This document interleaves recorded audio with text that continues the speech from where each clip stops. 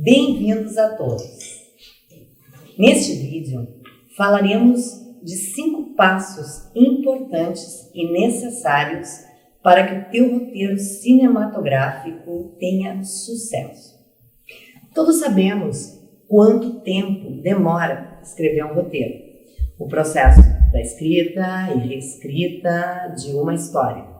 Para começar, eu gostaria de repassar brevemente alguns aspectos da linguagem audiovisual para que você se ache dentro dos gêneros e estilos cinematográficos da tua história. Porque se você não sabe com certeza qual gênero que ela tem, possas identificar em alguns dos filmes a seguir. Então parece isso insignificante, mas essa pergunta sobre gênero e estilo cinematográfico de um filme é muito realizada quando tratamos de vender nosso roteiro ou realizar um pitching com uma produtora, porque obedece uma categorização comercial. O gênero de ação geralmente envolve uma história de protagonistas do bem contra antagonistas do mal, que resolvem suas disputas com o uso de força física. Os filmes de ação têm como histórias o crime, os westerns, a guerra, entre outros. Normalmente são feitos com alta tecnologia, com uso de efeitos especiais, e a maioria dos filmes de ficção científica e policiais também são englobados entre filmes de ação. O filme de James Bond engloba tanto o gênero de ação como aventura, que vem a ser um gênero que reflete um mundo heróico de combates e aventuras. Foi inventado na Itália como meio de exaltação de seu passado histórico e posteriormente foi usado pela Rússia para exaltar a Revolução Russa. O gênero de drama é um gênero que é utilizado para criar a maior tensão possível entre os espectadores, já que o público fica preso ao que acontece entre os personagens e tenta sempre desvendar o que ainda vai acontecer, idealizando os seus próprios finais para cada personagem. Se baseia principalmente em conflitos sentimentais humanos, muitas vezes com um tema geral triste. É entendido também como uma forma acentuada de tragédia. A comédia, sitcom ou comédia de situação, é o uso de humor em uma série ou filme. Aí temos o subgênero da comédia romântica, tragicomédia, comédia dramática e comédia de ação. O gênero de terror existe em qualquer meio de comunicação em que se pretenda provocar a sensação de medo. Este gênero está intimamente ligado à ficção fantástica e à ficção científica. Suspense traz um sentimento de incerteza ou ansiedade mediante as consequências de determinado fato. O gênero erótico é um gênero de cinema semelhante ao pornográfico.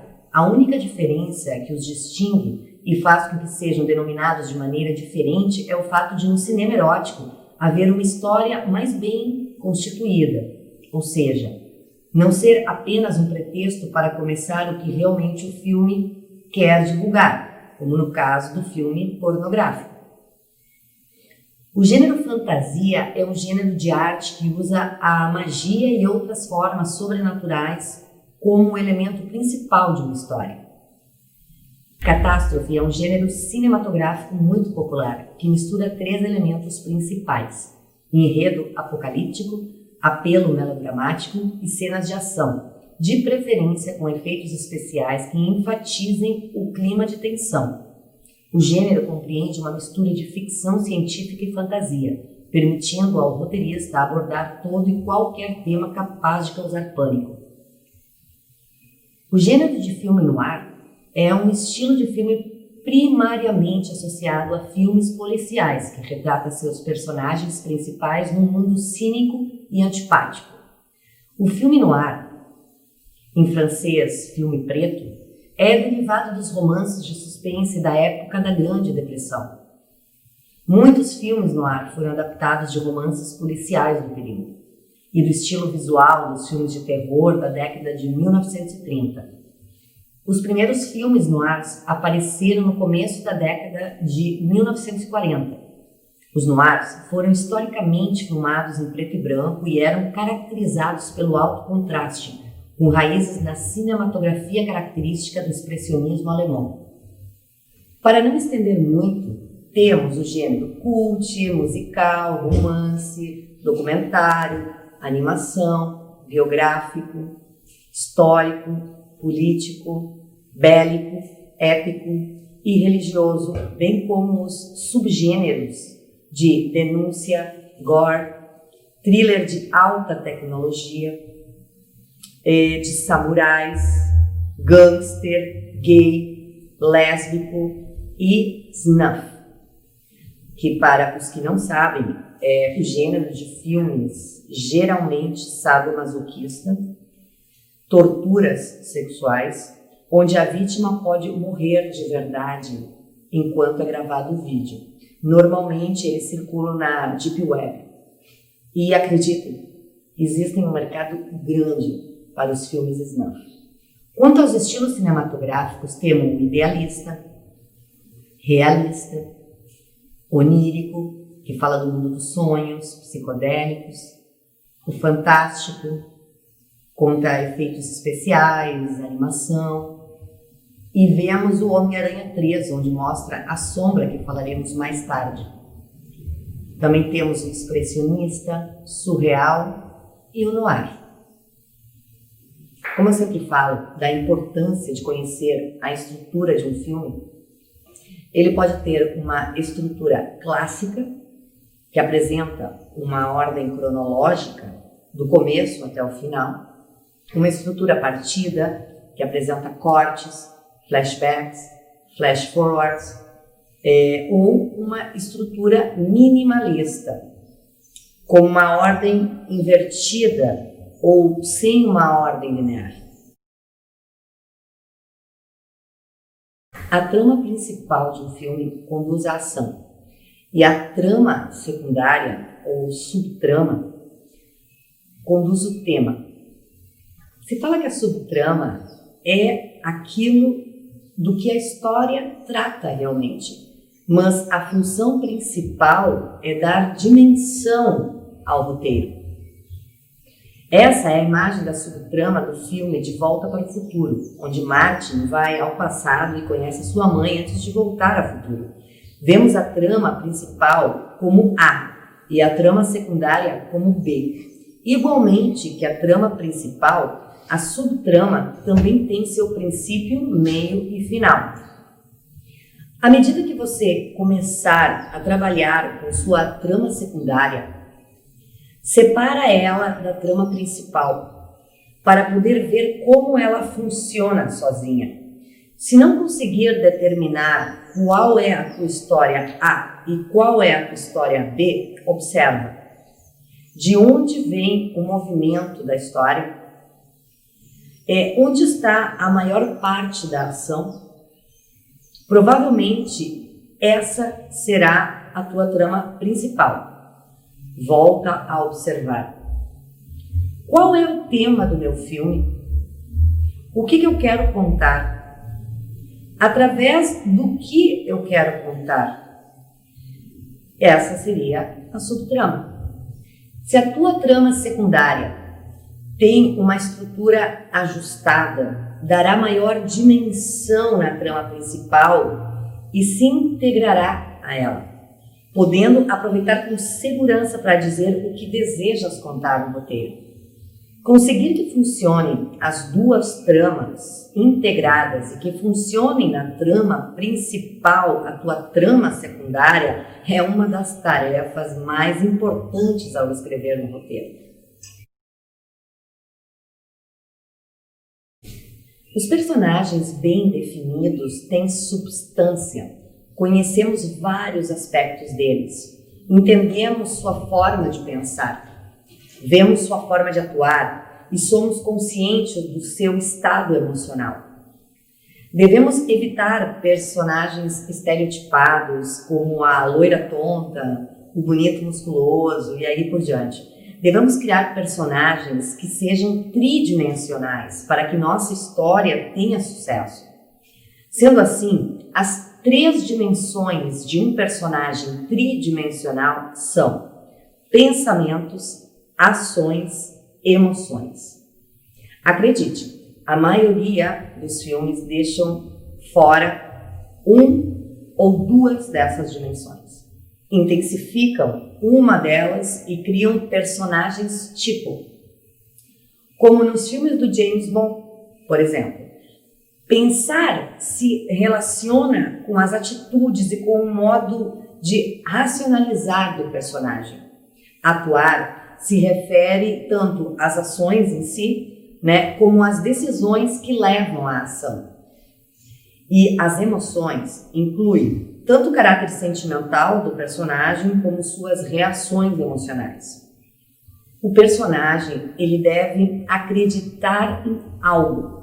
A religião, os direitos da mulher, a liberação homossexual, Deus, sua mãe ou um pastel de maçã. Suas crenças apoiarão as suas ações. Os personagens têm atitudes, posturas ante a vida. São cínicos, positivos, agressivos. Sua atitude se manifesta nas ações que realiza e em sua relação com os demais personagens. O perigo de mostrar o modo de pensar e as suas atitudes está na tentação de fazer falar o personagem em vez de fazer ele atuar.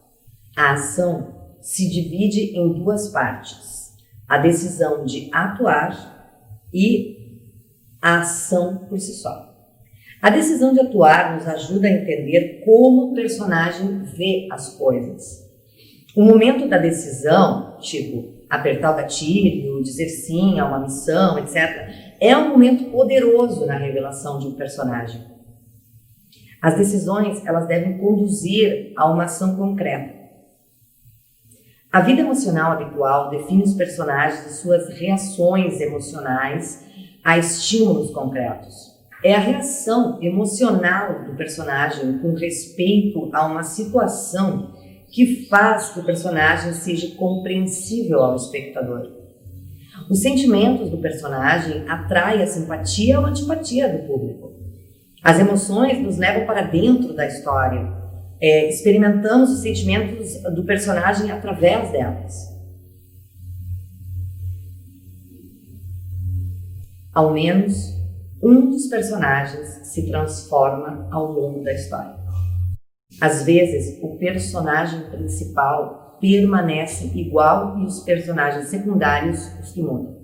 A transformação pode ser extrema, indo para uma posição oposta ou uma posição moderada. Às vezes, o personagem é o catalisador da mudança de outros personagens. Em outras histórias, os dois protagonistas se transformam. Criar uma transformação ao oposto necessita de 3 atos inteiros. Construir momento a momento. Cada momento mostra mudança de diferentes modos. Com isso, vemos as decisões que toma um personagem e como essas decisões mudam ao longo da história. Vemos novas respostas emocionais em situações diferentes, novas ações que o personagem aprende a realizar porque a história exige e pela interação de outros personagens. Criar personagens tridimensionais não é fácil. Às vezes, caímos na tentação de olhar outros filmes em vez de tomar a vida como fonte para os nossos personagens. Criar personagens com volume exige observação da vida real. Um filme, no geral, mantém até 6 ou 7 personagens. Na maioria dos filmes, vemos de 3 a 5 personagens que são os protagonistas, o antagonista, o interesse romântico e talvez 1 ou 2 personagens adicionais de apoio. Em todo filme, o personagem tem um papel essencial para representar, deve contribuir com algo específico, todos devem ter uma razão de permanecer na história. Os personagens principais são o protagonista, que conduz a história, o antagonista, que gera conflito ou obstáculo para a meta do protagonista, e o interesse romântico, o veículo pelo qual o personagem principal se transforma. Se esse papel não se desenvolve, a história perde volume e profundidade. Os personagens de apoio seriam o confidente, que o protagonista confia, e também se usa para dar informação ao público. E outro personagem de apoio é o catalisador, que proporciona informação ou pista, ou provocam algo que leva o protagonista à ação. Outros personagens que dão dimensão na tua história seriam os personagens de contraste, que ajudam a ver os personagens principais com maior claridade através das diferenças que tem com eles. Também temos os personagens temáticos que comunicam o tema do filme, que seria o personagem do equilíbrio, que tem como objetivo fazer que o tema do filme não se mal interprete. Personagens ponto de vista seria a voz de tradição hindu, integridade e outros. E também temos o personagem ponto de vista do autor. O roteirista escolhe um personagem para dizer o que ele pensa. E o personagem ponto de vista do público, quando a história trata temas difíceis de acreditar.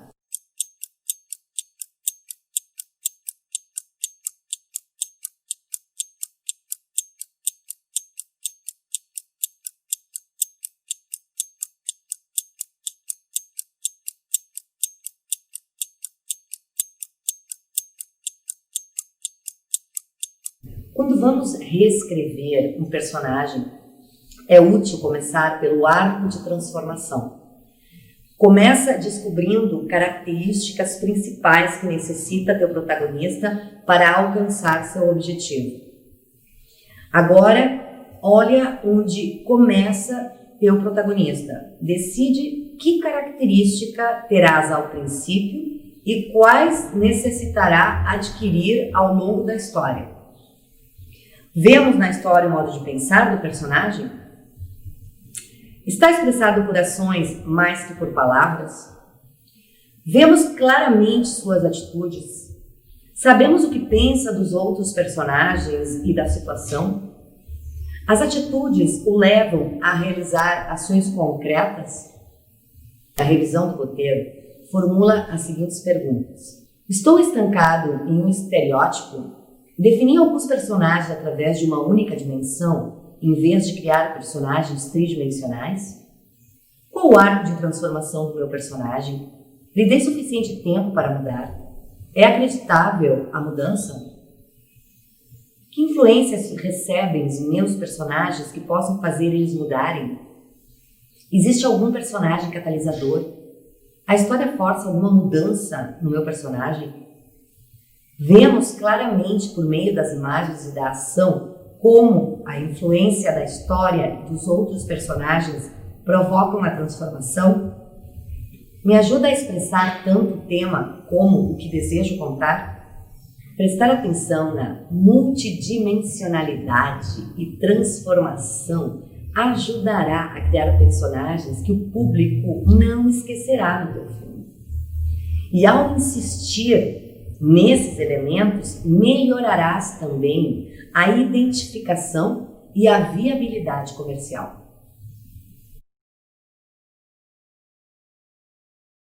Como criar personagens inesquecíveis que os atores estarão desejando interpretar, que são nominados pelos prêmios nos festivais da indústria cinematográfica? Pensa! Quais são os personagens mais memoráveis do cinema para você nos últimos 20 anos? O protagonista da série Dexter? Alex em Atração Fatal? Ripley em Alien? Hannibal Lecter no Silêncio dos Inocentes? O que eles têm em comum? Cada um deles tem uma parte escura e uma parte luminosa dentro de si. Não vai conseguir criar grandes personagens de nenhuma outra forma. Muitos grandes escritores seguiu pelo desejo de trazer para a luz o que está oculto e revelar, explorar, compreender e transformar. O lado escuro, o mundo das sombras, tem uma riqueza fantástica. São tesouros que escondem a personalidade de um personagem quando utilizados com sabedoria. Se você for incapaz de reconhecer e articular as falhas humanas, teus personagens serão unidimensionais. Se não puder ver a conexão entre o mundo das sombras e a própria vida, então estarás escrevendo sem profundidade. Muitos roteiristas bem intencionados que escrevem sobre direitos humanos e filmes que elevam o espírito têm receio muitas vezes de mostrar as falhas humanas. Seus personagens não têm por onde ir porque são agradáveis e perfeitos demais. Mesmo que esses escritores querem chegar no público e abrir um caminho de esperança e solução de problemas, os espectadores não conseguem se identificar com personagens perfeitos. Também acontece o contrário, né, com outros roteiristas que estão tão fascinados pelo lado escuro que ficam imersos nele, né? Somente escrevem sobre o mal, destruição, manipulação, criando personagens que não permitem luz nem esperança. Do mesmo modo que as imagens boas do ser humano, as imagens más não geram contrastes. Marie-Louise von Franz chama a sombra ao lado escuro, desagradável e reprimido de todos nós. A parte oculta, menos conhecida e menos desenvolvida e que às vezes não queremos admitir que existe dentro da gente. Se somos pessoas decentes e boas, a sombra contém nosso lado escuro e destrutivo, que às vezes aparecem atos abusivos e maliciosos. Existe quantidade de histórias de mulheres maltratadas que acabam matando o marido que abusou delas. A criança tímida e calada, que tenta de todas as formas responder à definição do que os seus pais julgam ser bom e termina sendo autodestrutiva e delinquente. A parte escura e malvada da sombra é utilizada por vários escritores de histórias de terror que tiram ideias dos seus próprios medos e cavernas escuras do subconsciente. Imaginem a sombra de Stephen King. Stephen King reconhece que todas as suas histórias de terror estão baseadas nos seus próprios sonhos. A sombra, ela não é somente o mal, mas todos os aspectos escuros que a gente custa a admitir. Wes Craven, realizador, produtor, argumentista e editor de cinema norte-americano, utiliza seu lado escuro para colocar o espectador incômodo. Como ele mesmo diz, explicando que o primeiro maníaco que temos que apresentar ao público é nós mesmos. Nos dias de hoje, os diálogos estão perfeitamente integrados na tela do filme, mas quem manda é a imagem e, portanto, os diálogos satisfazem a necessidade da imagem. Sem esquecer que eles são fundamentais na hora de definir os personagens e contar uma história. Todo roteirista tem que ser consciente que, nesse aspecto, os diálogos não são só o que os personagens dizem entre eles, mas o que o roteirista quer dizer ao espectador. Os diálogos, eles servem para que possamos conhecer sobre o que trata a história, que caminho tomam os acontecimentos nela e como afeta os personagens. Eles servem para definir o desenvolvimento da história, determinando o suministro de informação que se deve dar ao espectador em cada momento. São os que regulam o ritmo da imersão da história.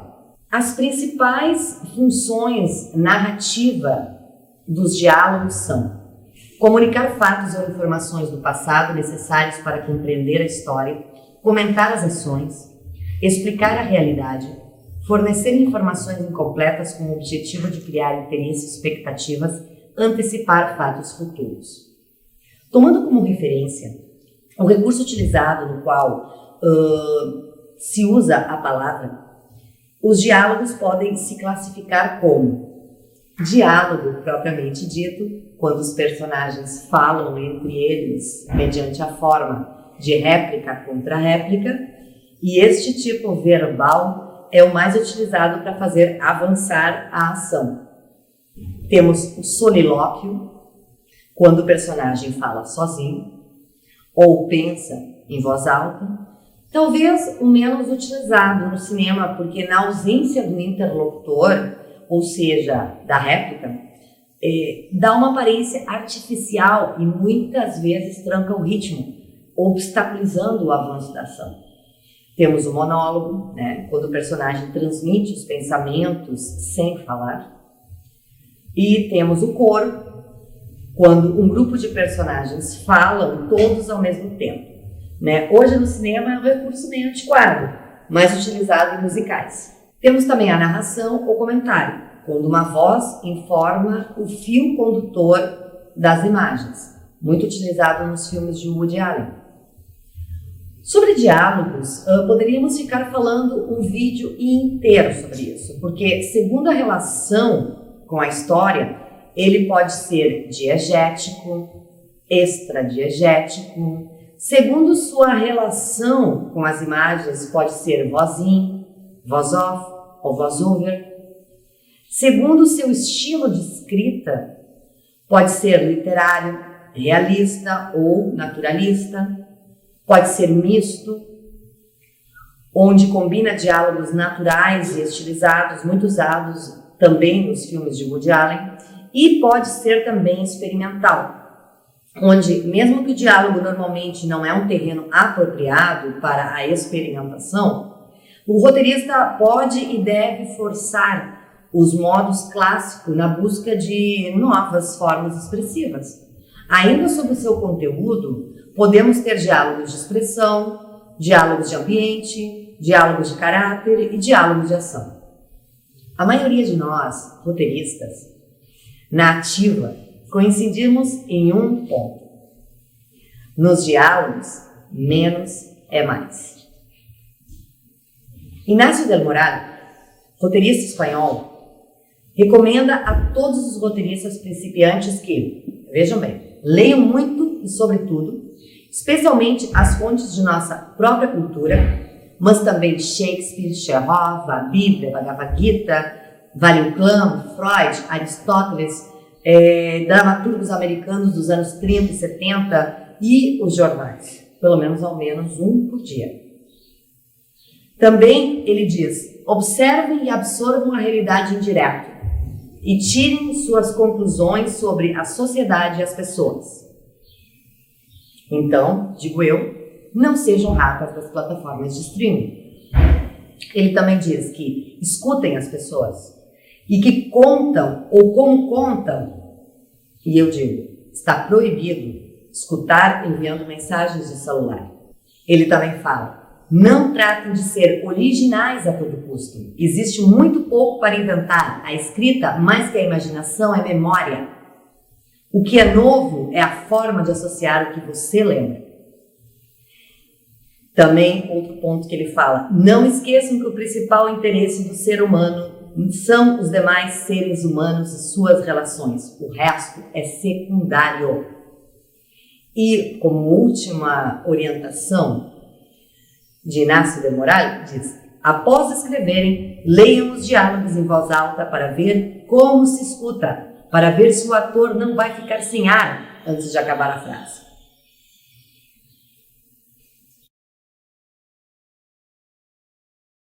A expressão pitch na indústria do cinema americano vem do beisebol, né? Da mesma forma que o pitcher lança a bola ao batedor, o roteirista lança sua ideia a um possível produtor em uma brevíssima sessão de poucos minutos, ou pitching, onde se decidirá o futuro do projeto.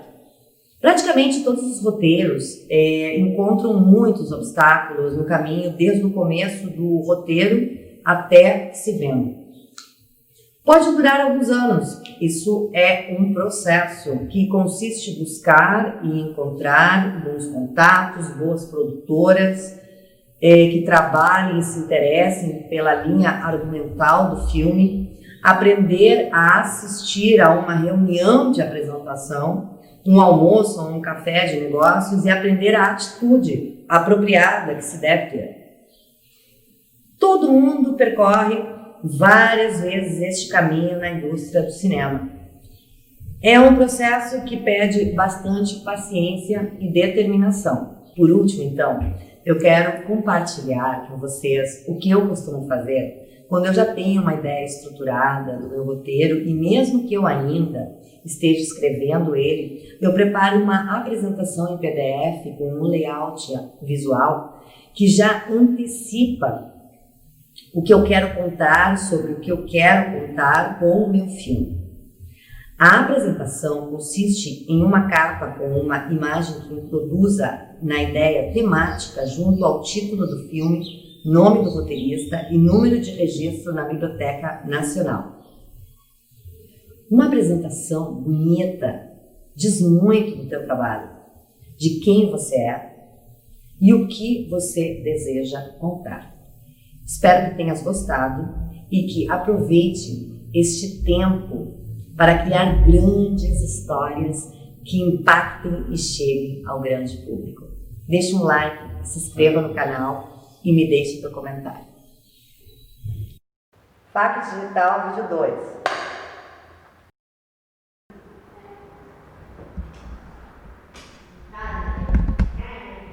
Filhinho, agora eu vou gravar de novo, rapidinho. Não pode se mexer nem fazer barulho. Para começar, eu gostaria... muito legal.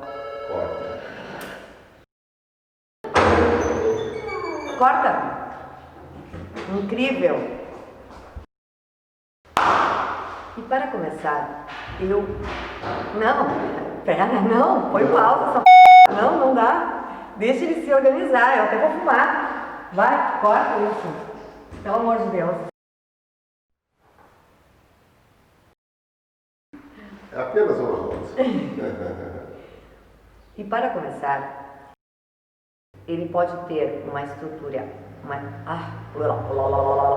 começou. A ação e a trama secundária ou subtrama. Não. A trama principal conduz... A trama principal... Os personagens agora me perdi. Os personagens têm atitudes, posturas ante a vida.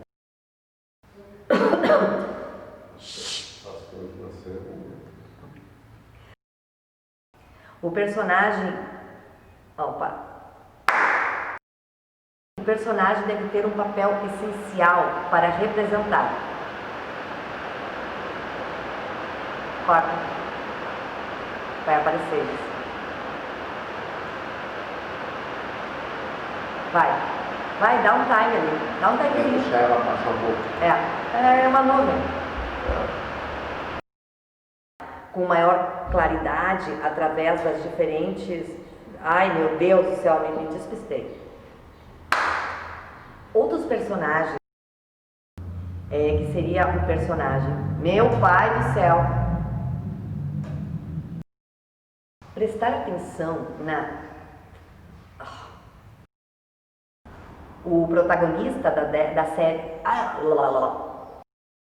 réplica contra réplica. Existe tipo verbal, falam entre eles mediante a fórmica. Fórmica não. Diálogo. Falam entre eles mediante a fórmica